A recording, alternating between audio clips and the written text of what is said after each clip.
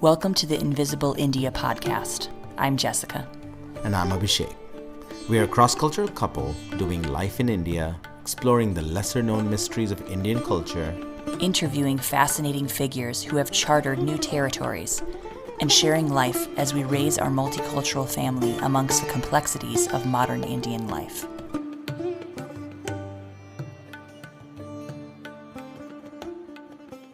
Before we jump into today's episode, I wanted to read a question from a listener that came in, and we're going to be doing this on episodes going forward. So if you have any questions, please send it to us via our social media, and we will answer them on the podcast. So this is from Meredith. Similar to the traveling in Thailand tips that you share on episode 10, do you have any experiences that would lend to traveling in India as an Indian but with your white family? Like classist assumptions that you made against your partner or weird things that people have said to you about being together?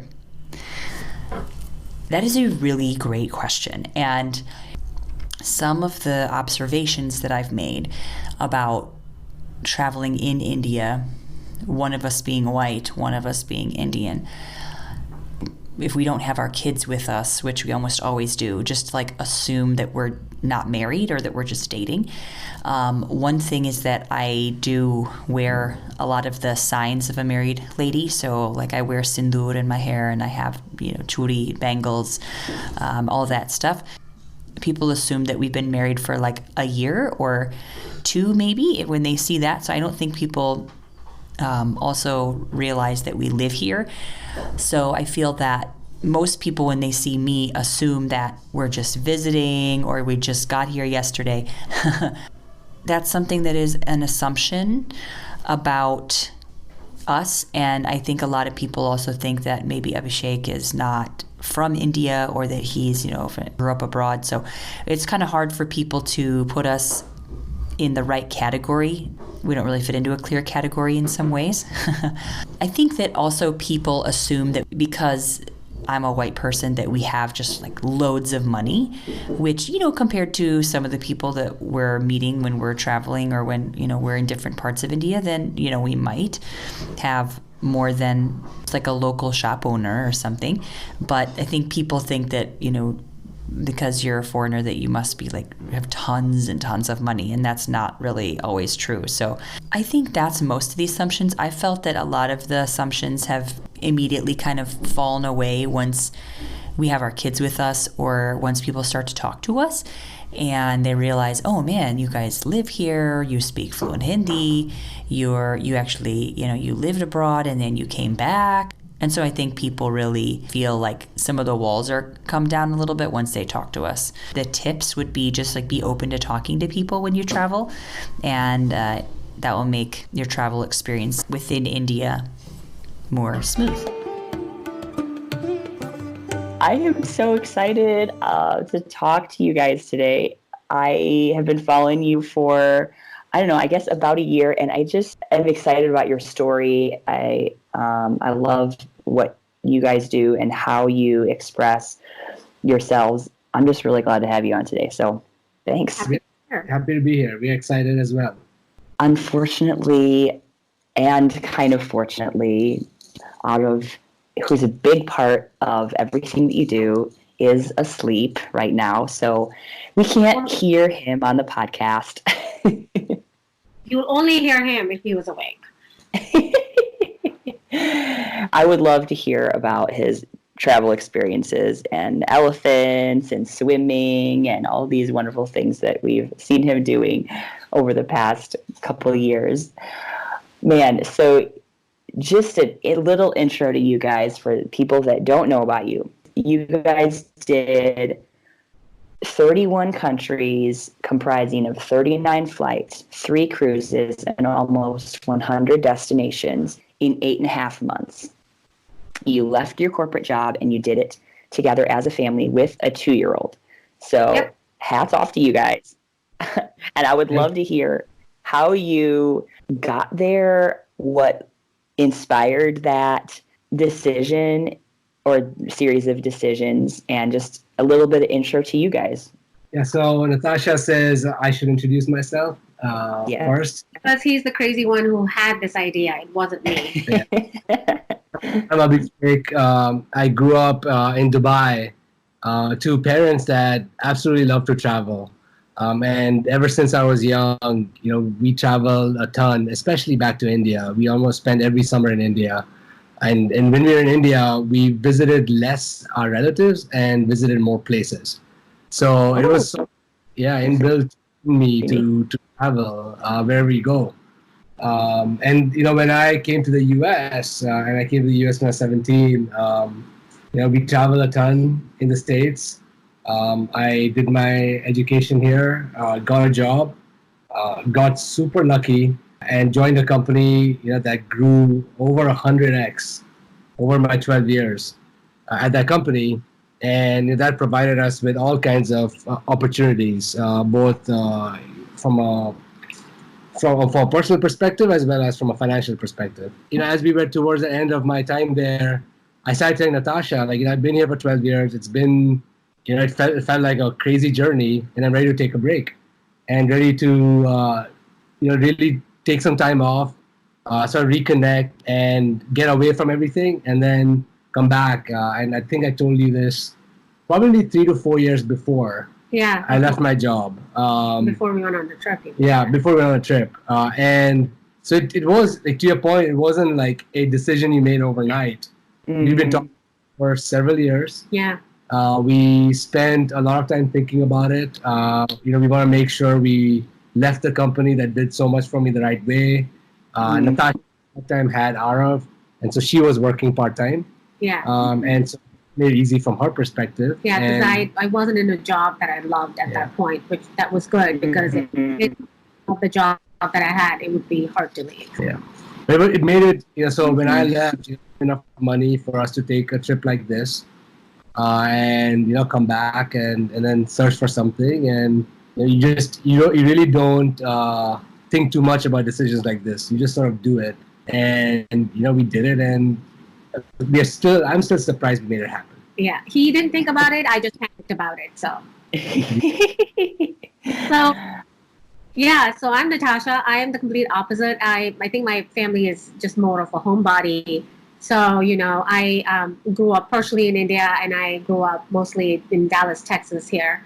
So I've been in the U.S. for a long time, and I definitely like a lot of structure. I met Abhishek here in Charlotte, and he always pushes me out of the boundaries. And I know when he first started this trip, I did not believe him, and it took me a while to accept it. And eventually, when it actually happened, is when I was like, "Oh my gosh, I can't believe I'm doing this." But I like to push myself, and he pushes me, so I ended up on this trip. But I have to say, if I was by myself, I probably wouldn't have done it. I just don't have it in. It was one of the most amazing experiences, and I hope we can do it again as a family.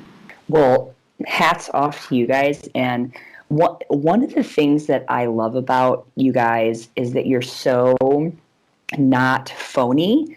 I love that your life is kind of unedited. And I don't mean to say that people who take incredible pictures and edit their photos are phony, but your content is really, really exceptional, not just your photographs. And I think it's kind of a trend to follow people who have really great pictures and really great Instagram accounts rather than people that actually have know-how or practical experience. And it's just a pet peeve of mine when people go to a place and they just hit all the Instagrammable spots and zip through to the next photo. And you guys really did your best to learn about the cultures that you were in. You soaked up great experiences that made sense to you and not just for the photo op. And I really just love that about how you're so practical, and you have an excellent way of packaging your experiences for others, which you included in your book, which I'll want to talk about at the end.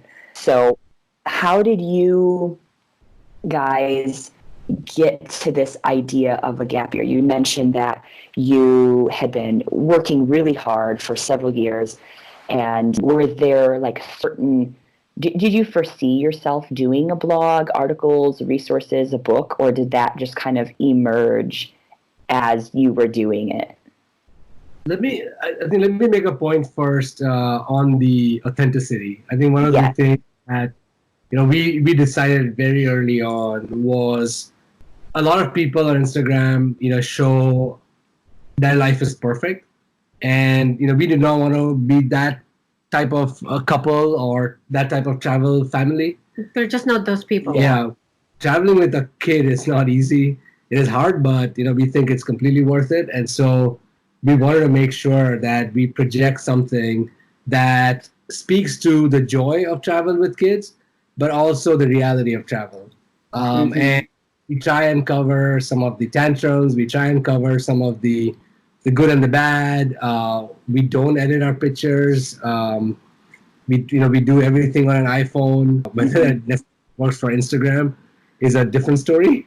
But we've chosen to sort of try and build something and share experiences that are legitimate and what other parents would also go through. Yeah, the idea was to be inspirational, not aspirational.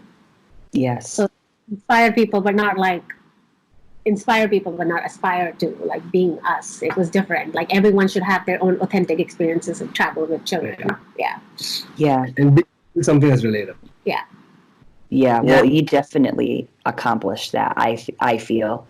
And that's exactly how I feel when I look at your stuff and when I read your book, was that it was very real, but it was very, you have a lot of expertise and a lot of excellent tips.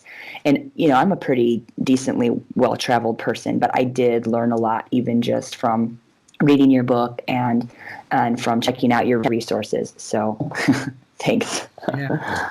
We appreciate that. We appreciate awesome. the feedback. Yeah, that's great. Yeah, so I think you asked how we got to writing the book and how we got to, creating a blog. Yeah, I think when we left on our trip, our goal was to really just travel and to disconnect and to really not think about what we do when we come back. And it was an incredible journey. And what was interesting was, we did not meet many other families traveling, especially traveling the world.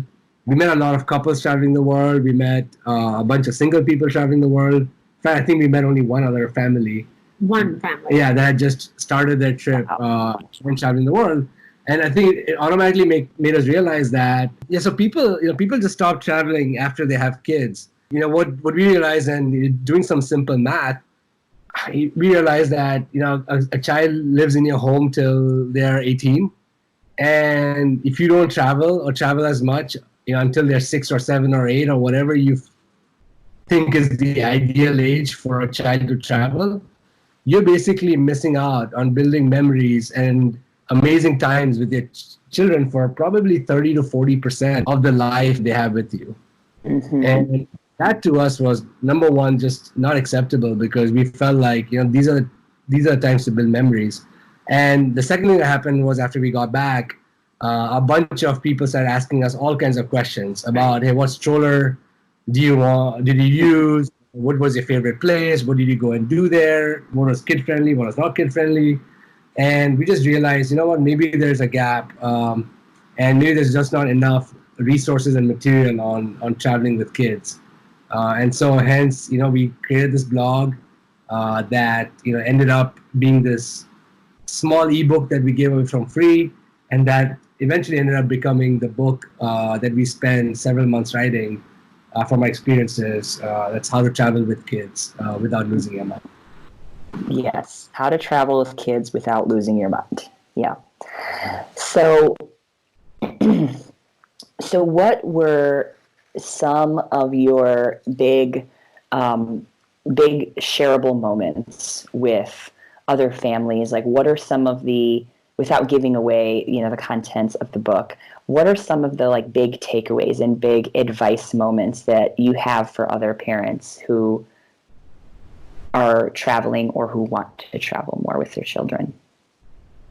So I think that like traveling in general is hard, and children are challenging at home or in a like outside. Like if you are, my child is going to have a tantrum about something, whether he is in the house or whether I am in St. Petersburg in front of a beautiful, just like piece of architecture.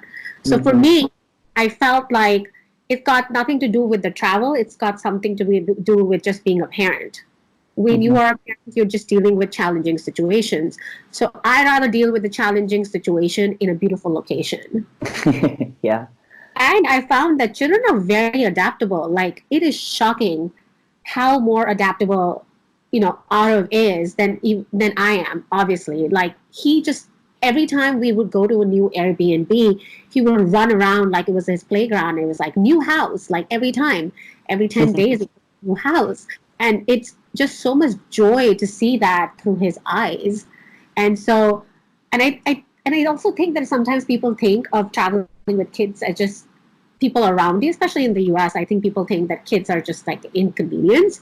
And I think in a lot of ways that is so not true. So I think it's probably great to experience that. People don't think of children as an inconvenience or nuisance in restaurants, like in countries like India or like Spain, China. Like, it was so nice to see that and just kind of have children being embraced. So what your perception of traveling with children is, it's very small and it's kind of like, it's biased. So it's good to travel with them to see what amazing things are out there and how not inconvenient it can be at times. And I think the other thing I would just add to this is, I found that traveling with kids and traveling with Arav made us better parents. It made us more flexible. It made us more adaptable to situations. And coming back, a lot of the things that we did while traveling with him, we sort of kept doing. I think it just made us it helps us parent with ease, I guess, in a way. Yeah. And this is a little bit in the book. We actually built a whole philosophy from there on traveling with kids, and it could probably apply to parenting to an extent if you choose to. But we created a philosophy. We called it "Be Flexible," and every letter in "flexible" stands for something. But the overall goal of the philosophy and this idea is sort of go with the flow, to let your kid explore and learn and enjoy the place, and you as parents not to be as hard-headed about schedules, about sleep times, about certain things, and learning to be adaptable and flexible will make the most out of the experience and make the most out of the destination. Oh, man, I think that's so well said. That first what you were saying, Natasha, is that kids are going to throw tantrums whether they're home or whether they're not home, and if they're out. And the challenge is just caring what other people think, right? Of how am I going to do this in public with other people watching, and how much do I care what people think? And I love that in your book you mentioned, just focus on your child. Don't worry about what other people are thinking. Don't worry about what other people that you're never going to see again are thinking, and just focus on the kid. I just, I did chant that to myself a couple of times on a recent trip that we took after reading your book. Abhishek, what you're saying about the philosophy and how it does change the way that you see even your own life, and there's not like a travel mode and a home mode, that your travel does really change your life. So that's really beautiful. So that was part 1 of my chat with Abhishek and Natasha from Two Idiots Travel. I hope that you loved it as much as I did. And part 2 is going to be coming up in our next episode. And you are not going to want to miss that, because Abhishek and Natasha graciously offered to give away a copy of their book, How to Travel with Kids Without Losing Your Mind. So listen to the next episode and hear what you got to do to get a chance to win a copy of their book. Feel free to leave your comments and review wherever you listen to podcasts, and let us know what you thought about the episode.